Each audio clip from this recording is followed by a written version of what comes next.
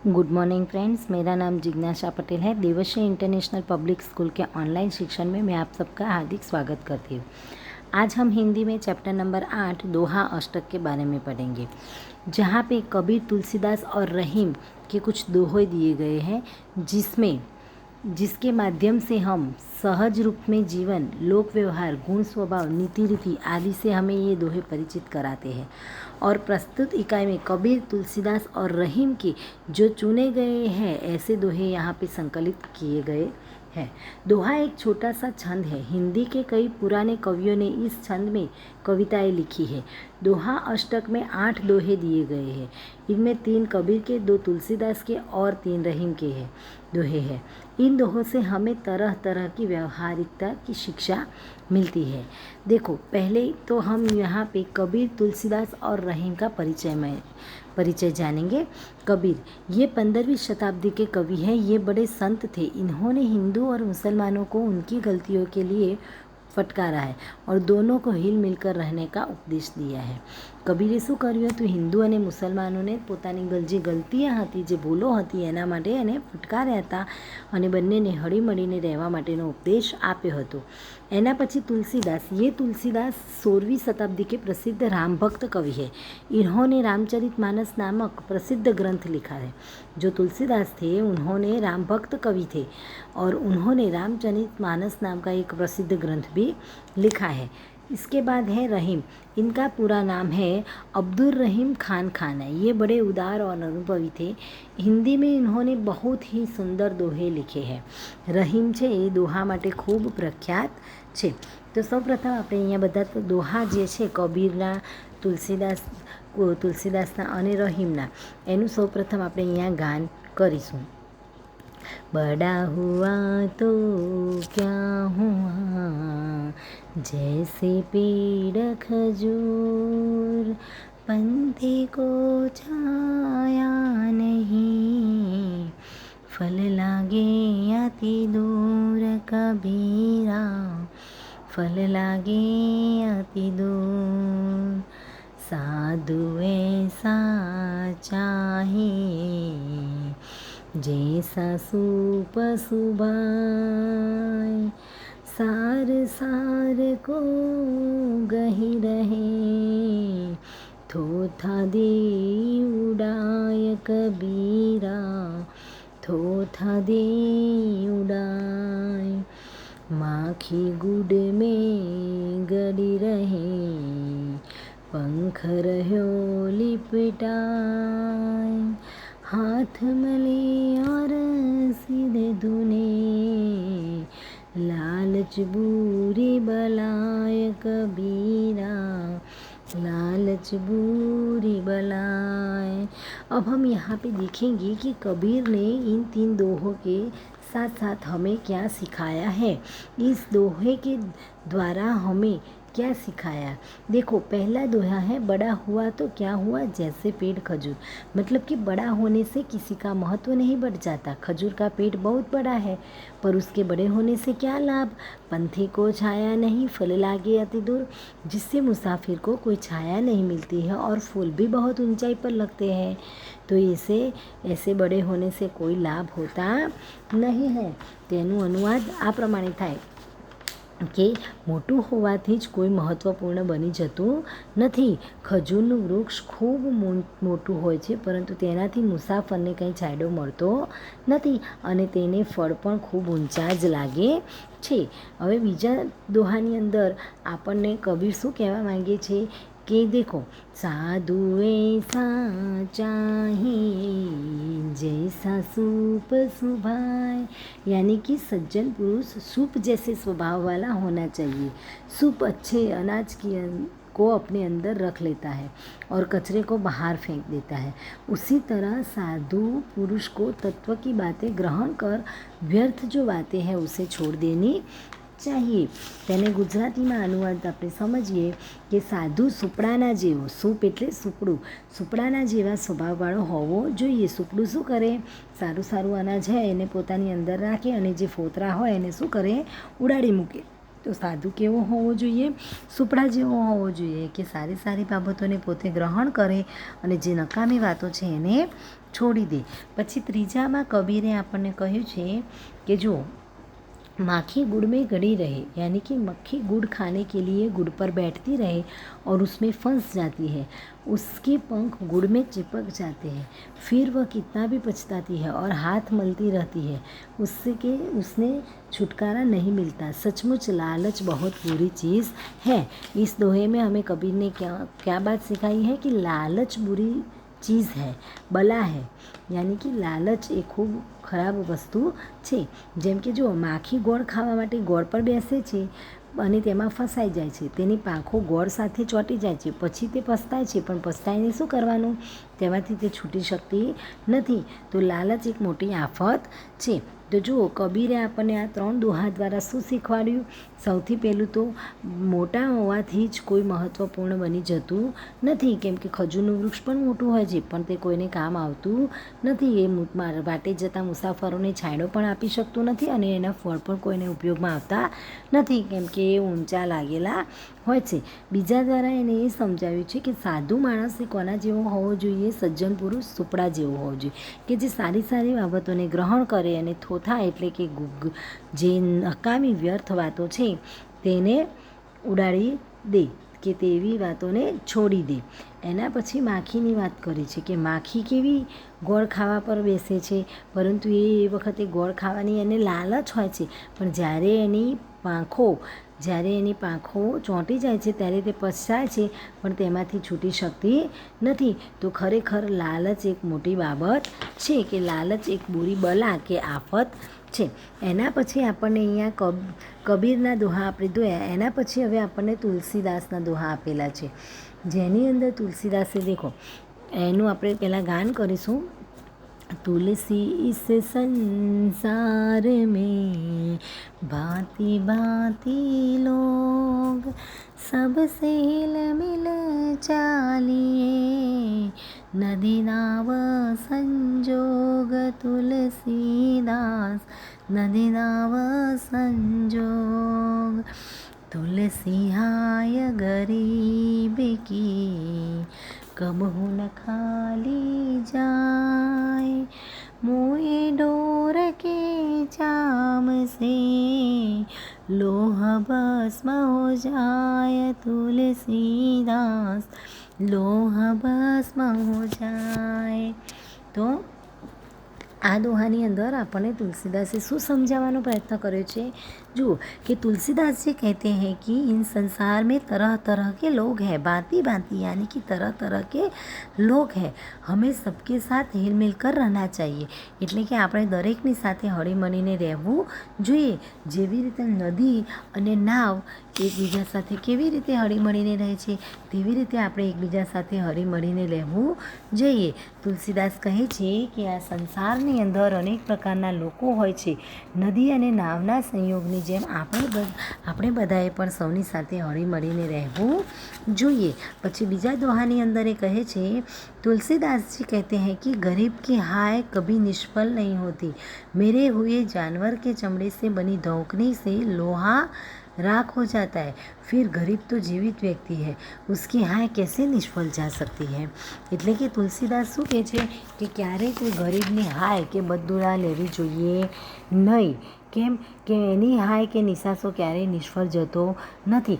મરેલા જાનવરના ચામડામાંથી બનેલું ધવણ જો લોખંડ પણ ભસ્મ થઈ જાય તો પછી ગરીબની બદદુડા તો કેવી રીતે નિષ્ફળ જાય, એમ આપણને તુલસીદાસ અહીંયા સમજાવે છે। એના પછી છે આપણી પાસે રહીમના દોહા, જેનું આપણે સૌપ્રથમ ગાન કરીશું। રહીમન धागा प्रेम का, मत तोड़ो चटकाई, टूटे से फिर ना जुड़े, जुड़े गांठ पड़ जाए, रहीमा टूटे गांठ पड़ जाए। तरुअल फल नहीं खाते हैं, सरवर पिया ही न पानी, कहे रहीम परे काज हित, संपत्ति संचय सुजानी, रहीमा संचय सुजानी। रही मन देखी बड़े न को लघु न दीजिए डारी। रही मन देखी बड़े न को लघु न दीजिए डारी। जहाँ काम आवे सोई कहाँ करे तलवार। रही माँ कहाँ करे तलवार।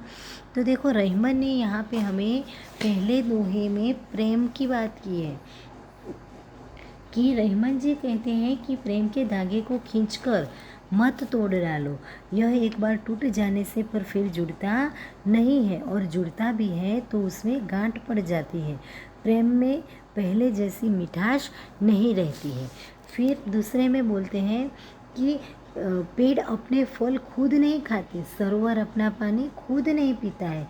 इसी तरह सज्जन दूसरों का भला करने के लिए ही संपत्ति का संग्रह करता है।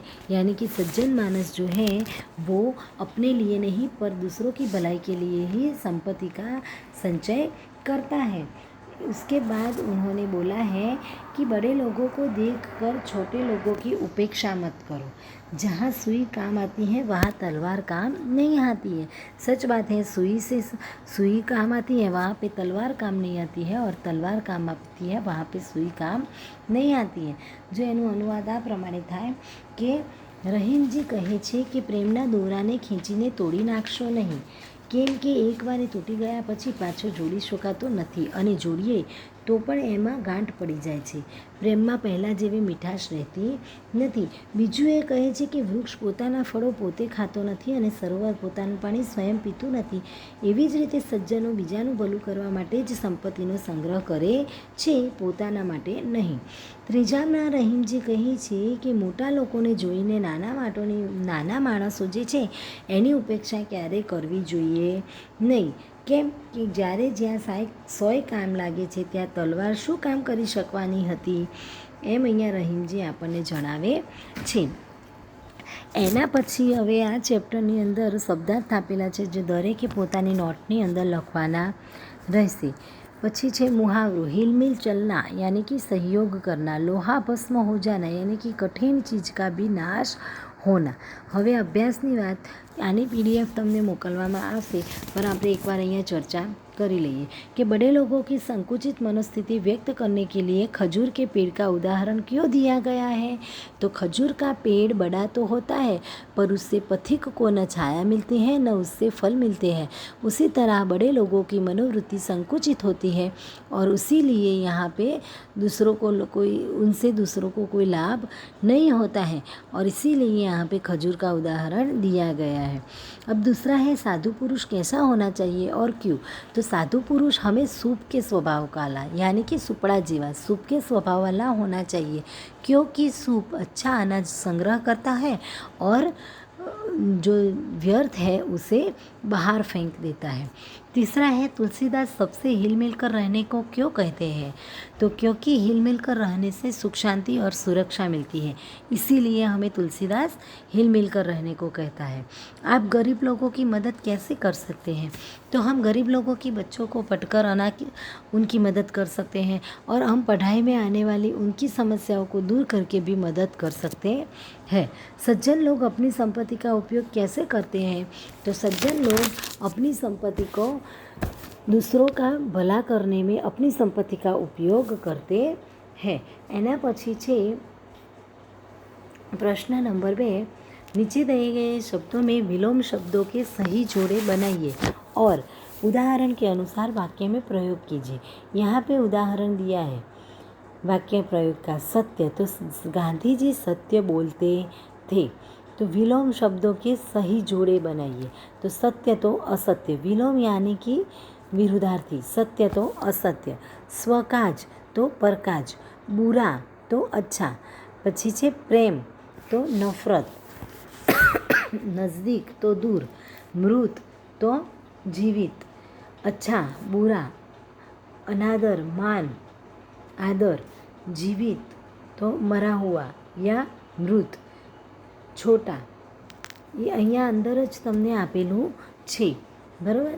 दूर बड़ा જે જોડા બનાવવાના છે, આદર તો અનાદર, स्वकाज तो परकाज, बुरा अच्छा पर बुरा तो अच्छा, प्रेम तो नफरत, नज़दीक तो दूर, छोटा बड़ा, असत्य सत्य। और उससे ऐसे वाक्य प्रयोग बनाने हैं और सबको अपनी अपनी नोट में लिखने हैं। अंदाज अपना अपना। कभी कभी कुछ इलाकों में बारिश बिल्कुल भी नहीं होती है और नदी ताले तालाब सूख जाते हैं। फसलों के पानी नहीं मिलते, खेत सूख जाते हैं और पशु पक्षी जानवर और लोग भूखों मरने लगते हैं। ऐसे समय में वहाँ रहने वाले लोगों को मदद की ज़रूरत होती है। तुम भी लोगों को मदद कर सकते हो। सोच कर बताओ, तुम अकाल के परेशान में लोगों की मदद कैसे करेंगे? તો અહીંયા વિદ્યાર્થી મિત્રોએ પોતપોતાના વિચારોને રજૂ કરવાના છે. એના પછી અહીંયા દોહા આપેલા છે જેનો ભાવાર્થ સ્પષ્ટ કરવાનો છે.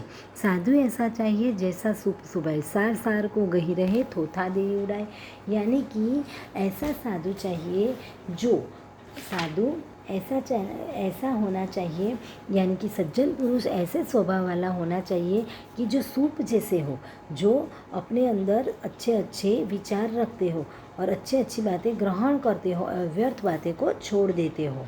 उसके बाद दूसरा है तुलसी हाय गरीब की कभू न खाली जाए, और मुँहे ढोर के चाम से लोस भस्म हो जाए, यानी कि तुलसीदास कह रहे हैं कि गरीब की हाय कभी निष्फल नहीं होती। मरे हुए जानवर के चमड़े से बनी धोकनी से लोहा राख हो जाता है, फिर गरीब तो जीवित व्यक्ति है, उसकी हाय कैसे निष्फल आ सकती है। और तीसरा दोहा है रहीमन देखी बड़े न को लघु न दीजिए डारी, यानी कि बड़े लोगों को देखिए छोटे की उपेक्षा करना चाहिए नहीं, क्योंकि जहाँ पे सुई काम आती है वहाँ पे तलवार काम आती नहीं है। એના પછી સ્વાધ્યાય આપેલું છે. સ્વાધ્યાયની અંદર કેટલાક પ્રશ્નો આપેલા છે જે તમને પીડીએફની અંદર આપવામાં આવશે कि साधु कैसा होना चाहिए। तो साधु कैसा होना चाहिए? साधु सुख के स्वभाव जैसा सज्जन होना चाहिए, क्योंकि कबीर जी लालच को क्यों बुरी चीज़ कहते हैं? क्योंकि लालच हमेशा संकट डाल देता है, और जिस तरह मक्खी गुड़ खाने के लिए जाती है और वह चिपक जाती है और संकट में पड़ जाती है, उसी तरह मनुष्य भी लालच में आकर बुरी चीज़ में फंस सकता है। इसीलिए वो कबीर जी बोल रहे हैं कि लालच बुरी चीज़ है। तीसरा है तुलसीदास सबसे हिल मिलकर रहने को क्यों कहते हैं? क्योंकि संसार में लोग अलग अलग तरह के लोग रहते हैं और सब में भाईचारा और प्रेम बना रहे, इसीलिए उन्होंने यहाँ नदी और नाव का उदाहरण देकर हमें हिल मिलकर रहने को बोला है। चौथा है गरीब की हाय के लिए कौन सा उदाहरण दिया गया है? तो यहाँ पे गरीब की हाय के लिए तुलसीदास ने डोर के चांप से लोह भस्म हो जाता है, उसका उदाहरण दिया है। रहीम प्रेम का धागा तोड़ने के लिए क्यों मना करता है? तो क्योंकि एक बार धागा टूटने पर वह दोबारा जुड़ता नहीं है, और वह जुड़े तो उसमें गांठ पड़ जाती है और पहले जैसी मिठास नहीं रहती है। इसीलिए रहमान यहाँ पे बोलते हैं कि प्रेम का धागा तोड़ो मत। जय हिंद।